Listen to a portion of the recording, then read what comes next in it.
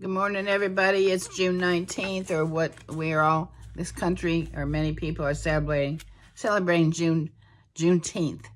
And Juneteenth they're celebrating it because it was the end of slavery, as President Lincoln abolished slavery.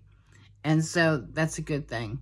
But I'm also thinking about the Exodus, and because when we read the Bible, the Old Testament is all about the Exodus and how the Jews are celebrating being released from slavery. And but also I'm thinking about how we are all enslaved in some way.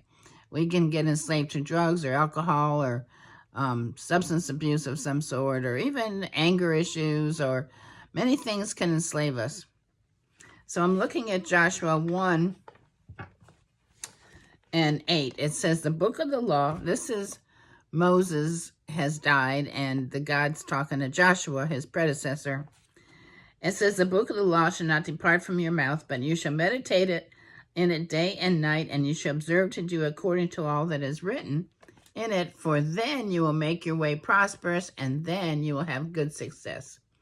And this goes on down to 1:9. It says, be strong, good courage, do not be afraid, nor dismayed, for the Lord your God is with you wherever you go. Then I'm going to go over here to Matthew 1, what I write, 5:17. Do not, and this is now Jesus. It says, do not think that I came to destroy the law or the prophets. I did not come to destroy, but to fulfill. And so the law is still there, but Jesus says we're not in bondage anymore. But however, I'm looking at, trying to do a quick video here, my notes for today in this journal that I write in every day. You can see this huge journal I've been writing in for a long time now.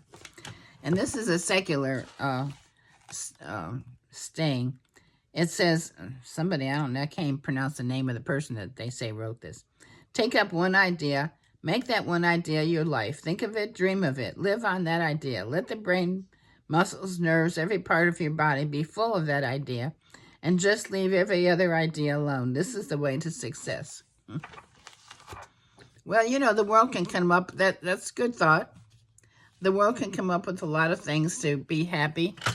And people sometimes, I talked to somebody yesterday, and he didn't know the Lord, he didn't know Jesus, and he was just thinking that the way of life is just to figure out how to do good things and be good, and that's good too.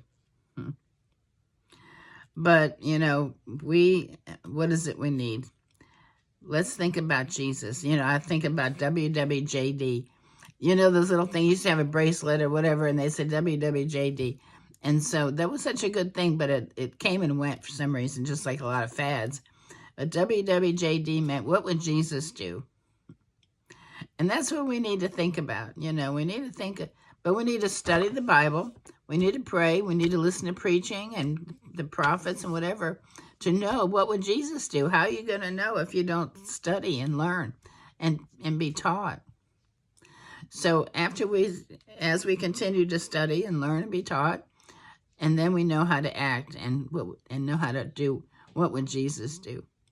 And also, what does it say? To think on these things. Take up that idea of Jesus. Dream of him. I'm going to paraphrase this guy's saying. It says, think about Jesus. Make him your life. Think of him. Dream of him. Live with his idea. Let your brain, muscles, nerves, and every part of your body be full of Jesus.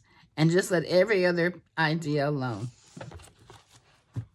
We have to rise above our circumstances and rise above what the world is telling us.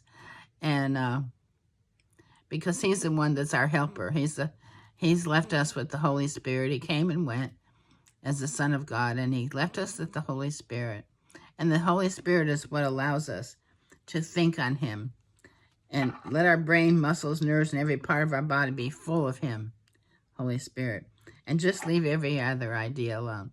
So when, you know, other ideas try to creep into our head, other voices, other people, the world, you know, try to fill the void that we may have, you know, with things that are not of God. But if we fill it up, you know, and we just always tell ourselves, what would Jesus do? How would he love?